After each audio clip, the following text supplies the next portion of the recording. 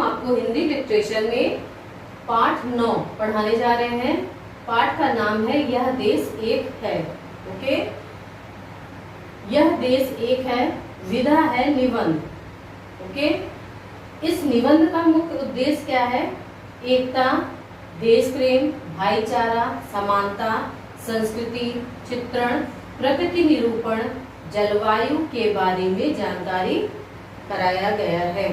ठीक है, ध्यान दीजिएगा कि इस निबंध में हमको एकता का ज्ञान कराया गया है, देश प्रेम का ज्ञान कराया गया है, भाईचारा का ज्ञान कराया गया है, समानता कि हम सभी समान हैं, संस्कृति चित्रण का भी ज्ञान कराया गया है, जो हमारे रीति रिवाज हैं उसका भी ज्ञान इस निबंध में कराया गया है। प्रकृति निरूपण, प्रकृति का सुंदर रूप दर्शाया गया है, जानकारी कराई गई है। जलवायु के बारे में भी जानकारी कराई गई है। ओके, यह ध्यान रखिएगा कि यह पाठ आपका एक्टिविटी से संबंधित है। जो भी कार्य आपको कराया जाएगा वो आपको SW की कॉपी में नोट करना है और एक्सरसाइज आपको बुक में फिल करना है। ठीक है, सबसे पहले हम आपको सारांश पढ़कर सुनाएंगे, सभी बच्चे इसको ध्यान से सुनिएगा। विविधता में एकता भारत की विशेषता है। भौगोलिक और सामाजिक दृष्टि से इतनी भिन्नता, कहीं पहाड़ ही पहाड़, कहीं रेत ही रेत, कहीं जल ही जल, कोई शाकाहारी तो कोई मांसाहारी, कोई गर्म प्रदेश में रहता है तो कोई ठंडे प्रदेश में, किसी भी भाषा कुछ है तो किसी की कुछ पहनावे भी अलग अलग, फिर भी सब भारतीय हैं। धर्मों की दृष्टि से भी चाहे मंदिर जाएं, चाहे मस्जिद, गुरुद्वारे या गिरजा, लेकिन वे सब भारतीय हैं। सबको मिलाकर यह देश खूबसूरत और महान बना है। इस देश के इतिहास और संस्कृति के निर्माण में संपूर्ण देशवासियों का योगदान है। यह पाठ अनेकता में एकता के रहस्यों का भली भांति खुलासा करता है। बच्चों, यह पाठ जो आप पढ़ने जा रहे हैं निबंध पर संबंधित है विधा की, और इसमें हमें भारत देश की विशेषताओं का वर्णन किया गया है कि हमारे भारत देश में अनेक रीति रिवाज मनाए जाते हैं, माने जाते हैं और अनेक जाति धर्म के लोग रहते हैं, लेकिन सब मिलजुल करके रहते हैं। तो निबंध इस प्रकार है, सभी बच्चे ध्यान से सुनिएगा। हमारा देश भारत विश्व के मानचित्र पर अत्यंत महत्वपूर्ण स्थान रखता है। कहने का मतलब है कि विश्व में यह अपना सर्वश्रेष्ठ स्थान बनाकर रखा है। क्यों? क्योंकि अपनी सभ्यता, संस्कृति, रीति रिवाज के लिए पूरे विश्व में प्रसिद्ध है। ठीक है, इस देश की संस्कृति प्राचीन एवं महान है, बहुत पुरानी संस्कृति है यहाँ की, जो आज भी लोग अपनाते चले आ रहे हैं। जनसंख्या की दृष्टि से हमारा देश विश्व का दूसरा सबसे बड़ा देश है।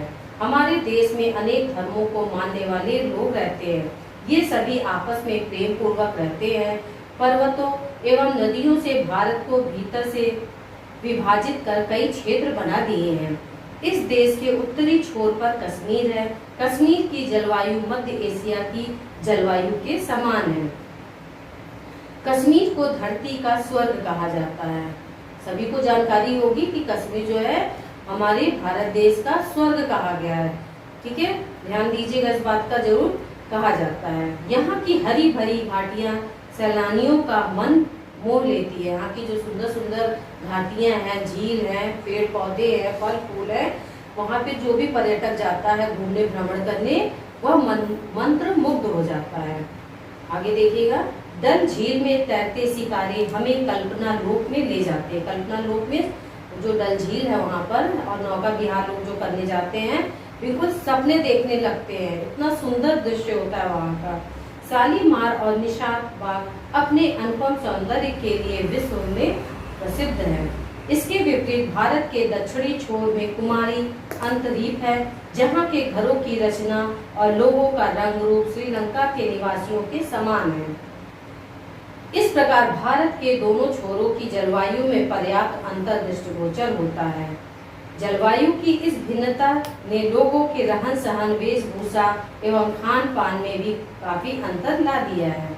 पेज नंबर ध्यान दीजिएगा बच्चों, 57 पर ध्यान दीजिएगा, पैराग्राफ पे।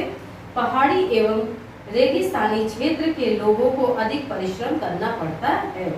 वहाँ के लोग बहुत ही परिश्रमी होते हैं। कहाँ के लोग? पहाड़ी क्षेत्र के लोग। फलता हुए साहसी निडर होते, बिल्कुल निडर होते, डरते नहीं है और हिम्मत कभी भी नहीं छोड़ते किसी भी बड़े से बड़े कार्य को करने के लिए। मराठों एवं राजपूतों की वीरता का साक्षी हमारा इतिहास भी है। इसी क्षेत्र से अनेक महान पुरुषों योद्धाओं का भी परिचय इतिहास में हमें देखने को मिलता है। जलवायु का प्रभाव वेशभूषा पर भी पड़ता है। पर्वतीय भागों में अधिक ठंड पड़ती है, अतः यहाँ के निवासी ऊनी वस्त्र का प्रयोग करते हैं। क्यों करते हैं? क्योंकि वहाँ पे ठंड बहुत पड़ती है। समुद्र तट के किनारे बसे लोगों को ऊनी वस्त्रों की आवश्यकता ही नहीं पड़ती। इसी प्रकार खान पान में भी काफी भिन्नता। समुद्र तटीय इलाकों में मछली चावल उनका प्रिय भोजन है। कहाँ का भोजन प्रिय है? समुद्र तटीय इलाकों का। तो उत्तरी भारत में दाल रोटी सब्जी बड़े चाव के साथ खाया जाता है। देखिएगा बच्चों, इस बात का ध्यान रखिएगा कि इस निबंध में यह ज्ञान कराया गया है कि समुद्र तटीय इलाकों में मछली चावल का प्रयोग ज्यादा होता है, उत्तरी भारत में दाल चावल रोटी की। लेकिन जो जैसे जिस जगह पे जाता है भारतवासी अपने क्षेत्र को बदल करके वहाँ के हर सभ्यता संस्कृति को अपनाता है और उसको खान पान को भी ग्रहण करता है। ये हमारे भारत की सबसे बड़ी विशेषता है। ठीक है, आगे देखिएगा। भारत में अनेक भाषाएं बोली जाती हैं और समझी जाती हैं। हिंदी अधिकांश भारतीयों की भाषा है, अतः इसे राष्ट्रभाषा स्वीकार किया गया। हमारी भाषा हिंदी है जो राष्ट्रभाषा के रूप में जानी जाती है। यही एक भाषा है जो सारे भारत को एकता के सूत्र में पिरोने का कार्य कर सकती है। हमारी हिंदी राष्ट्रभाषा है, पूरे विश्व में पहचान है। हम हिंदी भाषा के द्वारा पहचाने जाते हैं, हमारे रंग रूप भी हैं के द्वारा भी पहचाने जाते हैं। लेकिन हिंदी भाषा पूरे विश्व में प्रसिद्ध है कि हम भारतीय हिंदी भाषा का प्रयोग करते हैं, सभी मिलजुल करके, चाहे वो किसी भी भाषा का प्रयोग करें, लेकिन हिंदी को पूर्ण सर्वश्रेष्ठ स्थान में रखते हैं। यह तो हुई विविधता की कहानी। अब हम इनके पीछे छिपी एकता की दृष्टिपात करेंगे। दृष्टिपात मीन्स नजर रखते हैं इस पर। भारत में छिपी एकता, किस प्रकार से लोग एकता बना करके रहते हैं। यदि हम ध्यान पूर्वक देखें तो विविधताएं ऊपरी हैं, विभिन्नता में एकता भारत की विशेषता है। भारत विश्व का अनोखा देश है। कहने का मतलब हमारा भारत देश जो है पूरे विश्व में एक अनोखा है, बिल्कुल जिसको कहते हैं कि कहीं भी देखने को ऐसा देश न मिलेगा, जहाँ पे अनेक रीति रिवाज, रंग रूप, वेशभूषा, खान पान देखने को हमारे भारत देश में मिलता है। यहाँ के निवासी धर्म, संप्रदाय, रीति रिवाज, रहन सहन आदि भेदों को भूलकर देश की एकता अखंडता में विश्वास रखते हैं। जरूरत पड़ने पर सभी भारतवासी मिलजुल करके बड़े से बड़े कष्टों संकटों का मुकाबला करने के लिए हमारे भारतीय तैयार रहते हैं। आगे देखिएगा। भारतीय संस्कृति में विभिन्न धर्मों का मिला जुला रूप झलकता है। चाहे हम भिन्न भिन्न भाषाएं बोलते हैं, किंतु इन भाषाओं के भीतर बहने वाली विचारधारा समान है। एक ही विषय को लेकर लेखकों ने अपनी अपनी भाषा में साहित्य की रचना की है। यहाँ पे अनेक लेखकों ने अनेक अनेक भाषाओं के आधार पर अनेक रचनाओं का निर्माण भी किया है। यह हमारे भारत देश की सबसे बड़ी विशेषता है, कही जाएगी कि वो हर भाषा को सीखने के लिए तैयार है और उस पर लेख भी लिखने को तैयार रहते हैं। भारत की अधिकांश भाषाओं पर संस्कृति का प्रभाव है। हमारी एकता का उदाहरण है हमारे धार्मिक स्थल। जितने भी भारत देश में धार्मिक स्थल आपको देखने को मिलेंगे, बच्चों आप इस चीज का विशेष ध्यान रखिएगा कि कोई जरूरी नहीं कि वह जाति का है तो उसी अपने जाति के धार्मिक स्थल का भ्रमण करने जाए। सभी जाति धर्म के लोग अनेक धर्मों को न मानते हुए भी उस धर्म स्थल को देखने जाते हैं और वहाँ के प्रति श्रद्धा भाव भी रखते हैं। आगे देखिएगा। उत्तर अथवा दक्षिण आप कहीं भी चले जाइए, आपको जगह जगह एक ही संस्कृति के मंदिर दिखाई देंगे। मंदिरों का वास्तुशास्त्र हो अथवा उनकी मूर्तियां सभी में पर्याप्त समानता दिखाई देगी। इसी प्रकार मस्जिद, गुरुद्वारे और चर्च भी सारे भारत में एक ही प्रकार के दिखाई देंगे। पूजा पाठ की विधियों में भी काफी समानता है। कहने का मतलब है कि जितने भी आप मंदिर, धार्मिक स्थल देखने जाएंगे, वहाँ पे चाहे गुरुद्वारा हो, चाहे मंदिर हो, चाहे मस्जिद हो, वहाँ पे बिल्कुल आपको मूर्ति कला देखने को एक समान देखने को मिलेगी। थोड़ा बहुत अंतर मिलेगा, लेकिन सब मिली जुली कला संस्कृति का उसमें प्रयोग किया गया है। नेक्स्ट देखिएगा, हमारे देश के में प्रत्येक व्यक्ति को अपने धर्म के अनुसार पूजा करने और उसी के अनुसार जीवन व्यतीत करने की पूरी स्वतंत्रता है। कहने का मतलब हमारे भारत देश में सभी भारतीयों को धर्म स्वीकार करने का अधिकार है। वो अपना कोई भी धर्म स्वीकार कर सकते हैं और धर्म का पालन भी कर सकते हैं। ठीक है, हमें सदैव यह स्मरण रखना चाहिए कि हमारे किसी व्यवहार से दूसरे धर्म के अनुयायी की भावना को ठेस न पहुंचे। मतलब कहने का मतलब यह है कि हमारे भारत देश में जितने भी जन हैं, लोग हैं, यह इस बात को ध्यान रखते हैं कि किसी भी धर्म को किसी भी प्रकार का ठेस ना पहुंचे। वो किसी भी गलत शब्दों का प्रयोग नहीं करते। क्यों?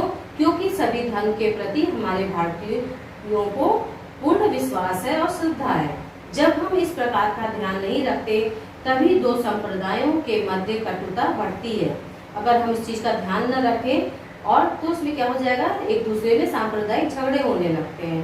जो हमारे भारत देश में यह विशेषता देखने को मिलती है कि कभी भी हमारे भारतीय जन जो हैं किसी भी प्रकार के भड़कावे में नहीं आते हैं। वे सभी धर्मों का सम्मान करते हैं अपने देश में। इन दंगों में निर्दोष व्यक्ति मारे जाते हैं। हमें जियो और जीने दो का रास्ता अपनाना चाहिए। इस निबंध में यह भी बताया जा रहा है कि खुद जियो और हमें भी जीने दो और स्वतंत्रता के साथ जीने दो। हमें सदैव यह याद रखना चाहिए कि हम एक महान देश के निवासी हैं। हमें इस महान देश की हर कीमत पर रक्षा करनी है। देश की एकता को बनाए रखना हम सभी की जिम्मेदारी है। हमें अपने देश के साथ प्रेम करना चाहिए। देश के साथ प्रेम करने के लिए देश के स्वरूप को जानना अति आवश्यक है। स्वरूप किस रूप को, कि किस तरह के हमारे भारत देश में लोग निवास करते हैं, कैसी संस्कृति है, कैसी सभ्यता है, कैसे रीति रिवाज है, यह जानकारी हम भारतवासियों को पूर्ण रूप से होना चाहिए। बिना परिचय के प्रेम नहीं हो सकता। देश के मनुष्यों, पर्वतों, नदियों, पशु पक्षियों एवं पेड़ पौधों के साथ प्रेम करना ही देश प्रेम है। यह देश एक है और इसे एक बनाए रखना हमारा कर्तव्य है। बच्चों, यह पाठ यहीं पर समाप्त होता है। इस पाठ को पढ़ने से, निबंध से हमें यह जानकारी मिलती है, यह शिक्षा मिलती है कि हमें अपने भारत देश की गरिमा को बनाए रखना है।